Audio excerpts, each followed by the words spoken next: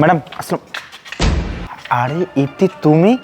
হ্যাঁ আমি। কিন্তু তুমি এখানে কি করছো?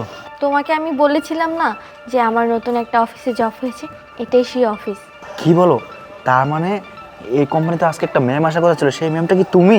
হ্যাঁ আমি। হেই, তুমি জানো এটা কত বড় কোম্পানি আর এখানে কত বড় পোস্টে চাকরি হয়েছে? জানো ইপ্তি, আমার না ভাবতে অবাক লাগছে যে আমার স্ত্রী এত বড় কোম্পানিতে ম্যানেজিং পোস্টে চাকরি পেয়েছে। আমি এই দিনটা দেখার জন্য অপেক্ষায় ছিলাম, আর আমি এই দিনটা দেখার জন্য কতই না কষ্ট করেছি। কখনো রাতকে রাত বলিনি, দিনকে দিন বলিনি, মাথার ঘাম পায়ে ফেলে এত এত কাঁথার মতো পরিশ্রম করে গেছি শুধুমাত্র এই দিনটার জন্য। তোমাকে অনেক কষ্ট করে লেখাপড়া করিয়েছি। যাই হোক, আজকে মনে হচ্ছে কি জানো, আমার কষ্টটা সার্থক হয়েছে। আচ্ছা ঠিক আছে, আমি তাহলে ভেতরে গেলাম। আচ্ছা, হেই শোনো, তুমি ভিতরে গিয়ে কাউকে বলবা না যে আমি তোমার হাজব্যান্ড। কেন? কেন? আর তুমি বুঝতে পারছো না, তুমি এত বড় কোম্পানির ম্যানেজার, আর মানুষ যদি জানতে পারে যে আমি তোমার হাজব্যান্ড, তাহলে সবাই তোমাকে নিয়ে হাসাহাসি করবে। তাই আমি চাই না যে কেউ জানুক যে আমি তোমার হাজব্যান্ড। এই, আমি কেন বলবো না তুমি আমার হাজব্যান্ড? আমি তোমাকে নিয়ে গর্ব করি। আমি সবাইকেই বলবো গর্ব করে যে তুমি আমার হাজব্যান্ড। তাতে কে কি বলবে তাতে আমার কিচ্ছু যায় আসে না। আচ্ছা আমি গেলাম। আচ্ছা, এই শোনো,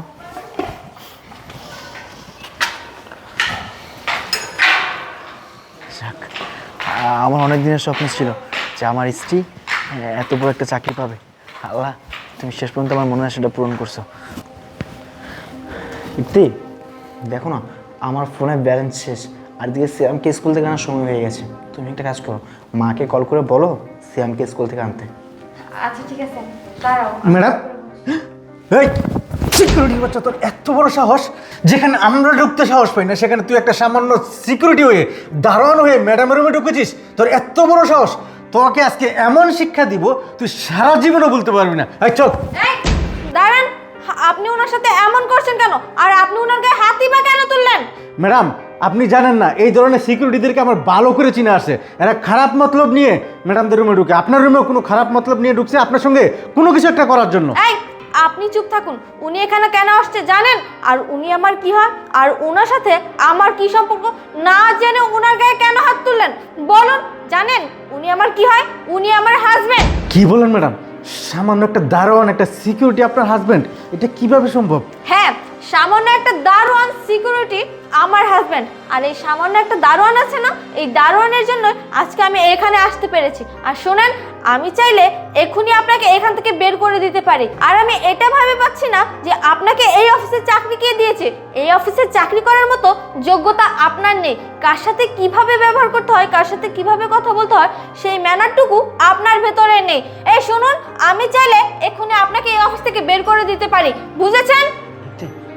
মাথা ঠান্ডা করো, এত গরম হলো না। আসলে দেখো, তুমি ওনাকে যদি চাকরি থেকে বের করে দাও, তাহলে তো উনি অনেক বড় বিপদে পড়ে যাবে। ওনার সংসার, ওনার ফ্যামিলিকে নিয়ে হিমশিম খেয়ে যাবে। তাই বলছিলাম কি, ওনাকে চাকরি থেকে বের করে দিও না। আমাদের মতো ওনারও তো একটা সংসার আছে, উনি আমাকে বুঝতে পারেনি। আর আসলে কি আর বলবো। দেখেছেন দেখেছেন, আপনি যাকে অপমান করেছিলেন, যাকে এত কথা শুনিয়েছেন, সেই মানুষটা আপনার হয়ে কথা বলেছে। হয়তোবা আপনি আপনার ভুলটা বুঝতে পেরেছেন। এখন এখান থেকে যান।